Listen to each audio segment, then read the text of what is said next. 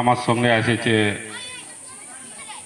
আমাদের এক বিশিষ্ট সমাজকর্মী স্বপন মাহাতো, সঙ্গে আছে সপু মাহাতো, আমাদের কিরণ, এছাড়াও পশ্চিম মেদিনীপুরের এসেছে মাঝি পারগানা মহলের বিশিষ্ট নেতৃত্ববৃন্দ, সকলকে নাই চিনি। এছাড়াও আমাদের গ্রামীণ আইনি পরিষেবা সহায়তা কেন্দ্রের প্রতিনিধিও আছেন উপস্থিত। যে সমস্ত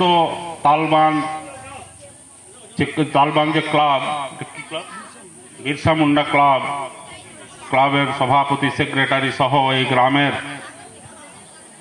যে সমস্ত হামাল্লে বয়োজ্যেষ্ঠরা উপস্থিত হয়েছেন, তাদের প্রত্যেককে আমার তরফে গৌড়, জোহার এবং দণ্ডবোধ জানাই। এবং হামাল্লে ছোটগিলাকে আমি হিয়া খালাস আশিস জানাই এবং মা বহিনদেরও আমি যথাযোগ্য স্থানে সম্মান জানাই। এর পূর্ববর্তী বক্তারা আপনাদের সমস্ত কিছু ভাবে বিশ্লেষণ করেছে হুল দিবস সম্পর্কে। আমিও দু চার কথা আপনাদেরকে বলি। প্রথমেই আমি এখানে সিধু, কানু, চাঁদ, ভৈরব যে এত বড় বিপ্লবী, তাদের চরণে আমি কোটি কোটি নমস্কার এবং প্রণাম দণ্ডবোধ আগে জানাই দিচ্ছি। তার সঙ্গে বীর বিরসা, ভগবান বিরসা, যে ঐতিহাসিক যে তার বিপ্লব, তাকেও আমি আমার তরফে সশ্রদ্ধ কোটি কোটি প্রণাম জানাই। জানেন যে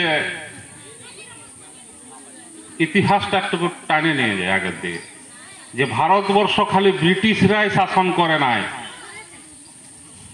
ভারতবর্ষকে শাসন করেছে কারা?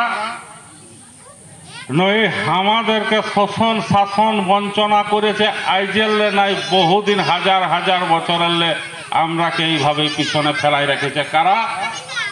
না, প্রথমে ঢুকেছে আর্য।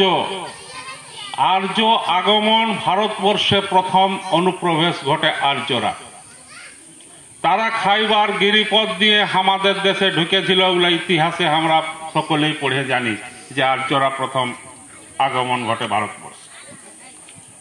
আর্যর পরে এসেছে শক, শকের পরে এসেছে হুন, হুনের পরে এসেছে বর্গী, বর্গীর পরে এসেছে মোঘল, মোঘলের পরে এসেছে ব্রিটিশ। তাহলে এতগা লোকে আমরাকে শোষণ শাসন চালাইছে, অথচ আমরা ভারতবর্ষের আদিম অধিবাসী, যার জন্য আমরা আদিবাসী বলছি। আদিবাসী বলতে কোনো একটা বিশেষ সম্প্রদায় নাই। আদিবাসী বলতে কারা? না, ভারতবর্ষের যারা আদিম অধিবাসী, ভূঁইফড় লোক যারা। তাহলে এতগা লোকে আমরাকে শোষণ শাসন চালাইছে। লাস্টে আমরা কি করেছে? না, আমাদের বীর শহীদরা সাঁওতাল বিদ্রোহের মাধ্যমে 1855 সালে হুলের দ্বারায়, হুল বিদ্রোহের দ্বারায় তারাকে আঘাত হানার চেষ্টা করেছিল এবং সেখানে তারা প্রাণ বিসর্জন দিয়েছিল। তো আমার প্রশ্নটা অন্য জায়গায়, যে আমরা কি প্রকৃত অর্থে স্বাধীন হয়েছি? প্রকৃত অর্থে কি আমরা স্বাধীন হয়েছি? না, আমরা যে তিমিরে সেই তিমিরেই পড়ে আছি। এটা চিন্তা করার আমাদের দরকার বটে।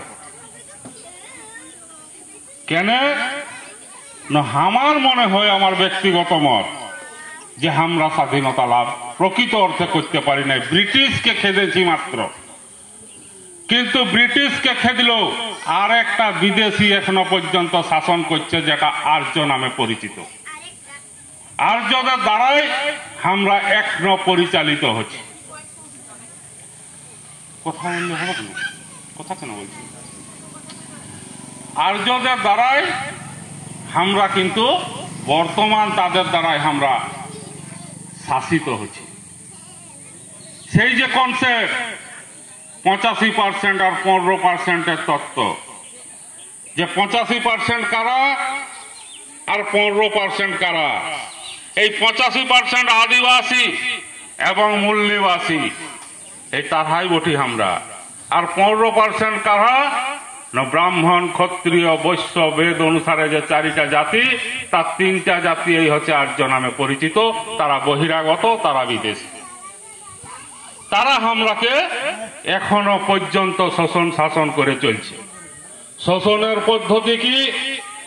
না, শোষণের পদ্ধতি সাঁওতালের সঙ্গে কুর্মীরাকে লাগাই দাও, ভূমিজদের সঙ্গে কুর্মীদের বিরোধ তৈরি করো।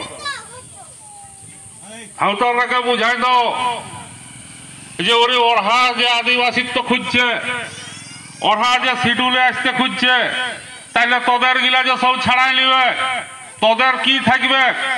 বিভিন্ন ধরনের ভন্তা দিয়ে আমাদের মধ্যে সুকৌশলে চোরা স্রোতে ওরা আমাদের মধ্যে বিভাগ তৈরি করছে।